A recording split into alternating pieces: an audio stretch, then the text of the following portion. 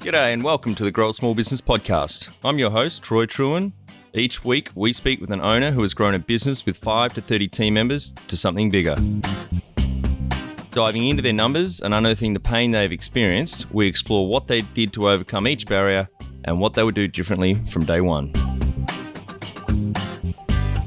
Let's get into it. Welcome, everyone. Today I'm interviewing George Liu from Gym Pillars. He's based in Los Angeles, United States of America. Thanks for your time today, George. Yeah, thanks for having me, Troy. Really appreciate it. Let's start with how we know each other. Emily from the Empathy firm, so they do your PR. She reached out and thought you might be a good guest. Yes, yeah, no, they're awesome. I started by one of my buddies, Gavin and Grant. They're awesome. Tell our audience a bit about your business, what it does, and how it makes money. Yeah, the origin story, or just dive right into it.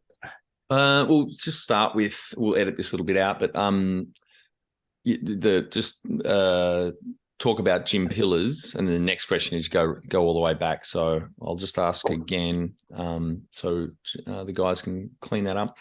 Tell our audience a bit about your business, what it does, and how it makes money. Yeah, so we are a marketing agency for gym owners. Very specific.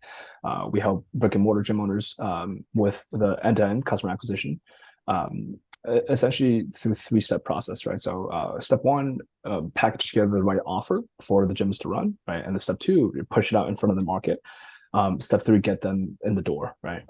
And after that, what we do is we help gym owners sign those people up at a higher ticket price, so that they're able to make sure they're financially good. Because a lot of gyms, they struggle financially, right? So how we make money is just by doing that, just getting people in the door and getting people signed up for them. So yeah, great. And is it a retainer, or you charge a set period of time, or is it on success? Yeah, for 4 years, what we have done is performance-based completely. So so the first 2 years, we actually didn't charge a penny to get started with us, where the only time we got paid was when a person signed up at the client's studio, right? So recently we've been playing around the model. So recently we have pivoted over into a retainer-based model, where it's more predictable, right? It's like for both parties. So that's currently where it is. Great. How did you start out? So my story goes way back, I guess. So I was born in Japan. Actually, I was raised in China. So I didn't move to the US until I was 10 years old. That played a really big role in me diving into fitness, because I think a lot of people jump into fitness for one reason or another, right? Mainly for self-improvement. And also a layer around that is probably insecurities, or just feeling of not being good enough, So for me, when I got to the US, it was really difficult because I didn't speak a word of English, and I had always felt like an outsider my entire life. And by the time I got to the 18, at the time, like what I really wrestled with on a day-to-day basis was self-esteem issues. It's just the feeling where when I looked in the mirror, I just wasn't proud of the person that I was. So after I turned 18, one day I had a really hard look in the mirror, and the very first thing I decided to change about myself, when I decided, hey, like enough is enough, was my body. So I started working out with a couple of my friends, started lifting out of ego. Next thing I know, I put on 12 pounds, went from 134 pounds, which is about probably 60 plus kilos, right? Yep. To 142 pounds. From that moment, I went on to college, became really just hooked with health and fitness in general. That became everything that I wanted to study about and learn about. So I actually made it my major in college when I built it. It was called Health Marketing Entrepreneurship. So that started the path of wanting to dive deeper into exercise science, kinesiology, also marketing, communication, psychology, because that's where a lot of my interests had taken shape. Then after college, after landing a full-time job, one thing leading to the next, and I'm happy to dive into any bits and pieces here. Long story short, jumped into a mentorship program, dropped $5,000 on the credit card as a fresh grad out of college, and just like rolled in my sleeves, got to work. So that was how I got my start 4-ish years ago. So you started Gym Pillars 2018, was it? 2018. Yeah. 2018 June. Yeah. And how old were you then when you started? was 22. Great. And do you have some key numbers you can share to illustrate? Sorry, I'll start that again. Do you have some key numbers you can share to illustrate the growth of the business over those 4 years? Yeah, when we first started off, I mean, we didn't make any money. I had no idea what I was doing really. If anything, I was up to my neck deep in terms of credit card debt, right? Just like having invested myself and just trying to hustle to get the business up and running. So it wasn't until beginning of this year in April. So we hit 100K a month in April, and since then we have come down a little bit, but yeah, we're working to get our way back up. So over the past couple of years, I didn't go full time on it until 2 years ago, about 2.5 years ago. So pretty much grew from a team of just me to a team of 13 now. That's great. Fantastic growth. 2.5 years. Yeah. Yeah. Around 1.2 million a year over really effectively 2.5 years growing this. That's wonderful. Mm-hmm.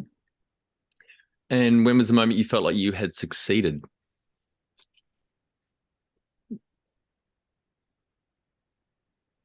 I think earlier this year, April, I think when we hit the 100K a month mark, because that was something that I had always set as a milestone. I remember when I first ever set foot on my journey for business. I remember just having in my mind, man, how cool would it be if we were able to generate like $10,000, right? As an immigrant, so like I don't have a whole lot to work with. So for me, that's perceived as a lot of money. But then once I started on the path of business, ever since I jumped into multiple mentorship programs since then, the 100K a month to six-figure revenue target was always one as I guess a piece of success, right? It's like that everyone was shooting for. So I would say that, April. What does success look like to you? That's actually a good question. Coming from the last question, that's my success is actually not tied around revenue, which is why it's interesting, right? It's like for me, what I care more about it's not the revenue target or even the profit. What I care about is being able to show up every single day, knowing that I'm doing something that I'm aligned on, right? It's like for me, what success means is following the principle, what I call it ikigai, which is in Japanese, it's called a reason for being. So it's when you're at the intersection of doing what you love doing what you're good at, doing what you can get paid for, and also doing something that you believe the world needs. So for me, as long as I'm doing something that's at the intersection of the four, that's what success means to me. As long as I'm growing consistently daily. Right. Perfect question for you. Number one thing you'd recommend to marketing a fast-growing business? Oh, that's hard. It comes down to the context, right? So it depends on how fast growing it is, depending on industry. But if I were to give, I guess one advice, it's really double down, build a strong foundation, and focus on word of mouth. So there's a reason as to why people say like word of mouth is one of the most powerful ways to market a business, is because it's one that takes place with or without you putting attention towards it. As in, there are certain channels, like for example, if you were to invest into paid advertisement, paid marketing, the more dollars you put in, the more results you'll get, right? Or you can put effort towards another channel where you trade time for results, right? It's like the more, let's say, emails you send out, more outreach you do, the more results you get. However, for word of mouth, you don't put time and attention or money, and just keeps building, right? And it builds on top of itself. So. Yeah, I think it's something business owners often neglect. They go chasing the new shiny customer as opposed to looking after the current ones, and not just for retention, but that very powerful marketing channel of referrals or word of mouth. 100%. Yeah. And how did you fund the business? Credit card. Yeah. Yeah, I was a 22-year-old kid. It was a good thing that for me, when I jumped on a call, this is as I was making the decision to build this business. It was essentially jumped on a sales call with this one guy who was selling this program that came from this couple that was teaching people how to start their Facebook ad agency for local businesses. At the time, I didn't have any money, but I knew it was around 5,500, so I just slapped it on my credit card and I just roll up my sleeves. And no bank finance along the way, or investors? No, bootstrapped. If you were to start up today with plenty of funding, would you go into your industry? If I were to get started with plenty of funding, I would I wouldn't jump into the industry I'm currently in. It would give me more options. I think what funding allows an entrepreneur to be able to do is more options. However, at the same time, it doesn't just because you have funding, it doesn't mean you have the skill set and or the experience and or the connections, right? So for me, I would be the most fit to start in this industry I'm currently in. But with additional funding, I think that would give me room to play with because I would consider how much funding I have and also in what area would I want to make an impact on. The amount of funding would be able to dictate the caliber and or quality of talent I'd be able to hire. It'd be fun. Yeah. I'd probably explore a little bit, you know. Can you outline the most stressful point in your small business growth journey so our audience can learn from it? I think the most stressful part of my journey is one probably many have been able to relate to, right? Because when you're starting off a business for the first time, I'd imagine I haven't personally raised any kids, but I'd imagine it's something similar to that, whereas you're learning how to do something for the first time, you know. So for me, the frustration that came along with it was extremely painful. Because oftentimes the more you care about something, the more it could hurt, right? It's like when things are going well, it's amazing, and then when things aren't going well, it really pains you, you know. So for me, when it comes to starting off as a company that was bootstrapped, I didn't have any funding or any help. So really, I just needed to dig deep during the hardest times when there's no fingers to point, not anywhere besides here, you know. It becomes extremely painful, right? So I think the most vivid moment was for me. It was actually a couple years ago, almost to a T. It was November 13th, 2020. At the time, like that year, I decided to jump out of my full-time job when I was working at LinkedIn at the time. So it was a very cushy job, very comfortable job, and I was there for about a year, almost a year and a half. And the reason why I jumped was because I believed in this so much. I asked myself, well, if money didn't exist, what would you do? And at that point, February of that year, 2020, I decided to jump because I couldn't fathom doing anything else besides what I'm doing right now. But little did I know, about a month later, COVID hit. Right. So me being in the space that I'm in, where I serve gym owners, it's hard to market a business when they're legally not allowed to operate. Right. Yeah, that would have been a really tough and shitty time launching, just getting serious about this business. Literally the month COVID was locking down all the gyms. Yeah, it was definitely tough. For me, I had to just maintain my composure. And at the time, by the time that I jumped, I did have a handful of months of savings. And I was just thinking, I was like, oh man, well, shit, like this is getting real. So long story short, there's what I identified to be four phases that entrepreneur goes through, right, in psychology, where you go through a phase where your confidence is at an all-time high. However, your experience and your knowledge is very little, right? It's like I think it's called the Dunning-Kruger effect, right? And then stage two, where you enter a period where you go from uninformed optimism to informed pessimism, right? Where you learn more about what's going on. You're like, oh shit, like okay, like there are competitors here. Oh, the market's in this way, and then all of a sudden, and through that process, there's more ups and downs, right? But eventually, you reach a third stage where what I call the valley of despair.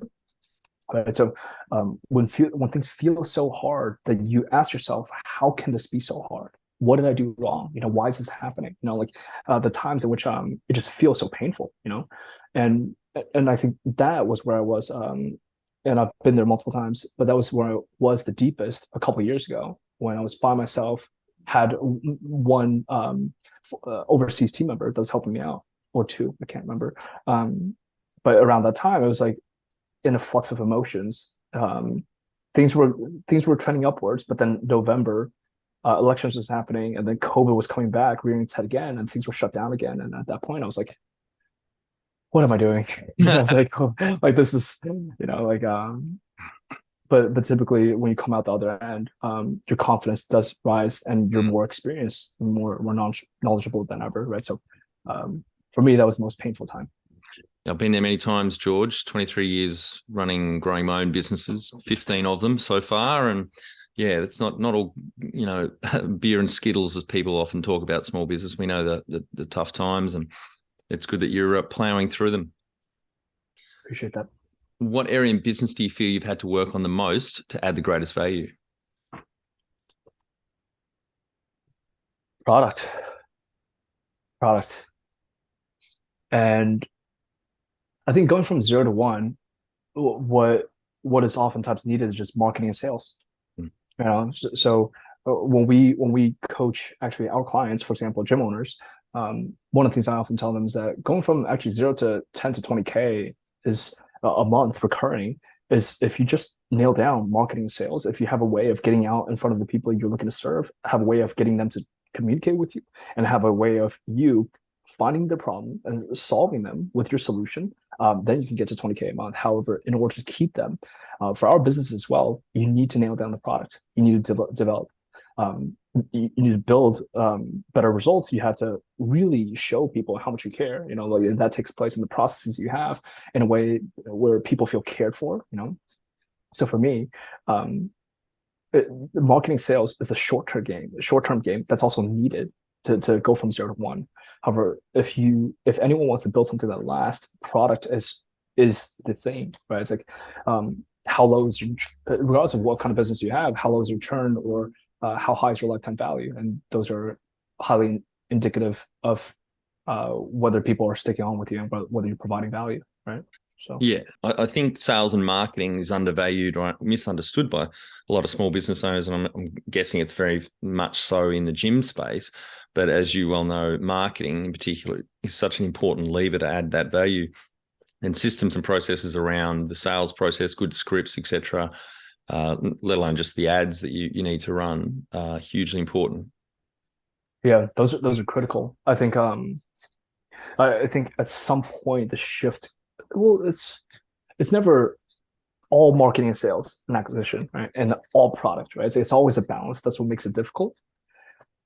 However, at the beginning, I think most businesses that are doing under 30K a month, marketing and sales is the piece to focus on. Then at some point there's a transition, right? Because that'll afford you the cash for it to no longer become for no longer to be just like a solopreneur or a solo project. Yeah. What have you enjoyed the least about managing fast growth? Letting people down. It's some of what pains me the most, whether it's customers or team members, or just because when you go really fast, there are costs to such, right? So, however, it's also what most businesses need, right, in order for business to survive, right? Because, especially in today's day and age where things change at the drop of a hat, so you have to be nimble, you have to be very fast. However, the most frustrating part is just the pain that comes from the cost of change, you know. And sometimes, even though you as the operator can handle it, or the owner and operator can handle it, your team might not be able to. So yeah, humans don't like change. We like to do things that are known. Yes. What do you love most about growing a small business? How much work it does on you. So the amount of growth you're able to undergo if you choose to pour your heart and soul into something because you believe in it. The way I see it is that it really warps time, right? In which the amount of time that you put into your business, like, it actually feels like each day feels like a week has passed by. A week feels like a month, and a month feels like a year. So for me, I just, even though I'm very young, I consider myself to be young, and I'm just getting started. I feel as though I have been through a handful, if not, a handful of years of experience, just from sheer amount of work I've put in. Yeah. But that's also something I've enjoyed the most. What has been the biggest mindset shift for you in your small business growth journey? The business is a reflection of you. For you to assume extreme ownership and be willing to look in the mirror, that's one of the most effective ways for you to grow your business, right? So if a business has stalled out for one reason or another, the first thing I would look at is how am I showing up in a way that's getting this to happen? So that's been the biggest mindset shift. And over time, what has tagged along with that is being able to, because I used to take on the attitude of actually blaming oneself, where I would get really angry or frustrated at myself for not being good enough, right? However, what I found is that that hasn't been helpful because that just beats me down and it's just overall not productive. So now just being able to forgive myself with grace and with patience, just understanding that I'm an imperfect human being, just trying to be better. And however, still understand that the acceptance of such allows for me to make further progress, to uplift the areas which I fall short on. I think that's been extremely important. The number one habit you think a small business owner needs to develop and maintain? Focus. And I don't even think that applies to just small business owners, but even bigger businesses. However, I think for most things that are worthy, if not all, it takes focus, it takes time and attention, it takes energy. So if a person is able to consistently put attention and focus, which is just a resource, towards the thing that they care about, for example, their business or a specific area of their business, whether it's marketing, sales, or fulfillment or operations, things get better. Yeah, totally agree. I was really shit at this at the start. We had so many businesses on the go, and even within those businesses, doing too many things. Focus is a real value lever if you can nail it and just work out what's important this quarter, this week, and just do that. I'm working through that as well right now. All the time, yeah. I think it's common. It's in our DNA. We just love shiny objects. We love the next new thing, but you've got to be disciplined and stay the path on what you know you should be working on. Yes. Jump over to growasmallbusiness.com and leave your details to get a short 2-minute email I send on Fridays to help small business owners like you become better leaders. I include some reading or professional development resources I've discovered in the last week. Can you talk to how you've added people to the team, some wins, mistakes, and advice for those listening? Adding people to the team, have learned a shit tons this year, especially this year. The biggest learning is before you hire a person, you have to fulfill your end of the responsibility in terms of designing the role specifically and understanding exactly what are the responsibilities that goes into it, and also what are the results they're responsible for, and actually building out that job scorecard and having crystal clear understanding on exactly who this person is, what this person looks like, what they do, what kind of experience they may have. Then begin the hiring process. And for a long time, and actually I haven't learned this yet, which is why it's been so painful for me. Because of not implementing such, I've brought team members that are, for example, phenomenal. However, because I'm unclear in the role itself and in the responsibility and the results, I'm just dragging them around for the ride, which they didn't sign up for. Yeah. So that's been a really painful process, and something that I'm actively learning right now. But I would definitely start there. Have you read Michael Gerber's E-Myth? I've heard of it many times. I haven't read it personally. No. Yeah, it's a great book, and there's some good examples in that book. Exactly what you're talking about: clear job descriptions, org charts, so people know who they're reporting to. It'd be a good one for you to read, I think. Thank you. What are some of the things you recommend to building a sustainable and kick-ass culture to help with the growth? I think building culture begins with self-awareness, right, of the leader, of the person at the top that's designing the culture, right? It's like, so I think the person that's building the culture needs to have very clear understanding in terms of what their values are and who they are, who they aspire to be like, because that ends up seeping over into how the rest of the organization performs or decides or make decisions, right? And their values. I think it begins with self-awareness first, then it begins with company awareness, in which we're not there yet. And I think that's where it begins. I think awareness and intentionality. That's the mindset stuff, right? And then strategically, I don't think culture is as much about, oh, here's the coolest benefits, or here's a gaming room, right? It's like, or here's all those things, right? It's more so how you show up every single day, how you make decisions, how you communicate, and the core of it all begins with awareness and intentionality. That's my belief. Tell our audience how you've handled balance. I think balance is interesting. I'm still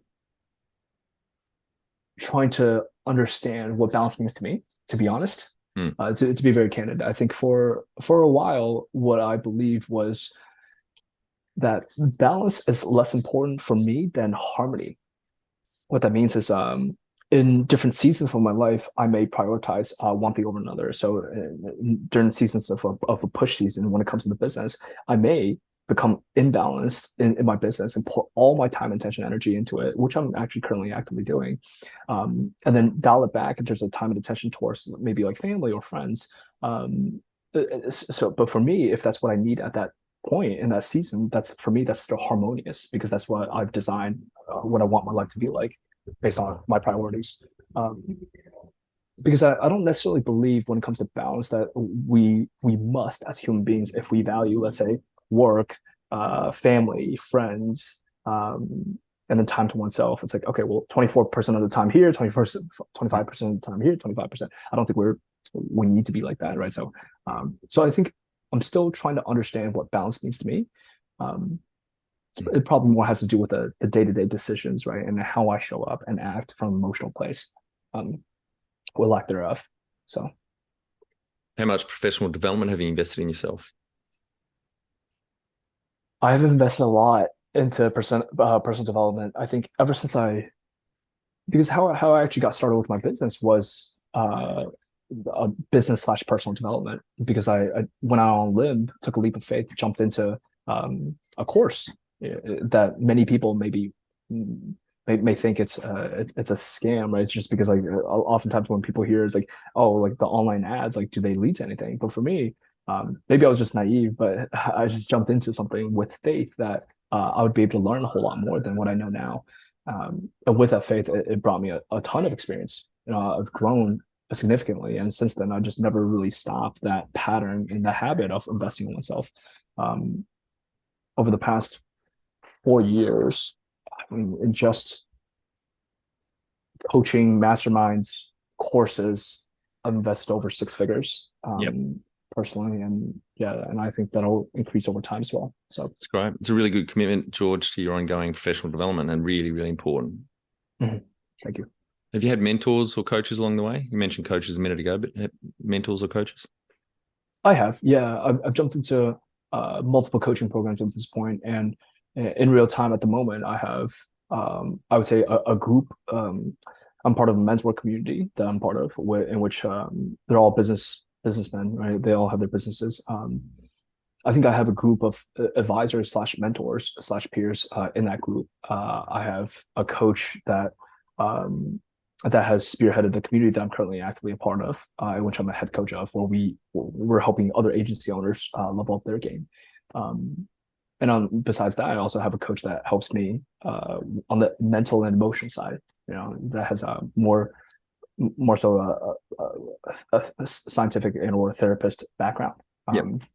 So, yeah. Do you have a board of directors or advisors?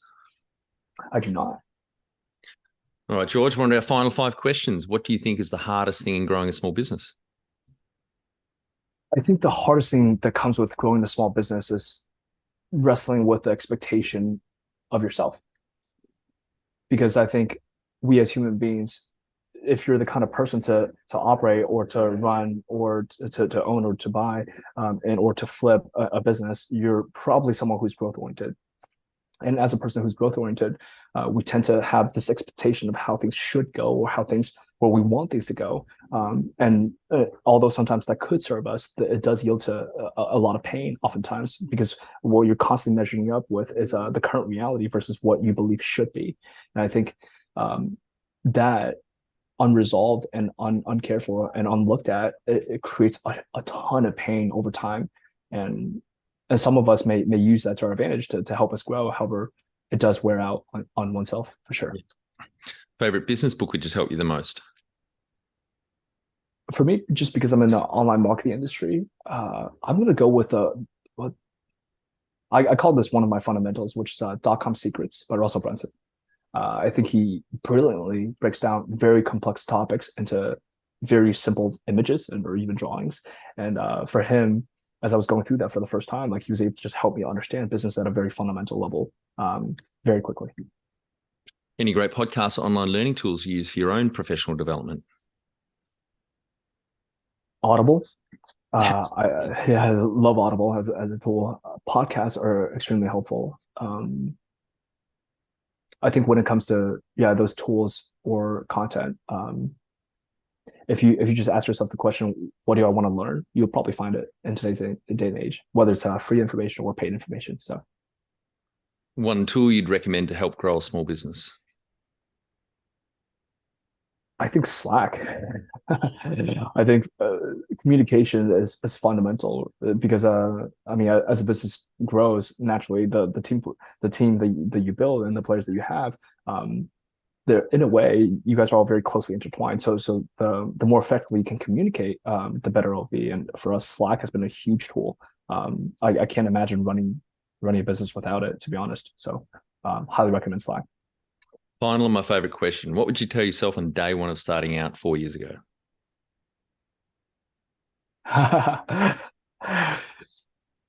If I was having a conversation with my day one, George, in June of 2018, I would tell him to buckle up for the wildest ride you have never expected to go on, in the best way possible. It'll stretch you, it'll frustrate you, it'll cause more pain than you could have ever imagined. However, it'll also lead to moments of happiness that you never realized you could actually feel, and the kind of fulfillment that you never expected from any kind of work ever. So stay on the path just because you're good, dude. Great. Thanks very much for your time today, George. I think the audience get a lot of value out of what you shared with us. Terrific journey over 4 years, starting on your own now to about 13 team members and about $1.2 million US. That's amazing growth. So congratulations. Appreciate that, Troy. Thanks for having me. And for our audience, we would greatly appreciate a review in iTunes or whatever platform you listen to us on. More reviews means we bubble up higher in iTunes, etc. So more business owners looking for podcast help with their growth will find us.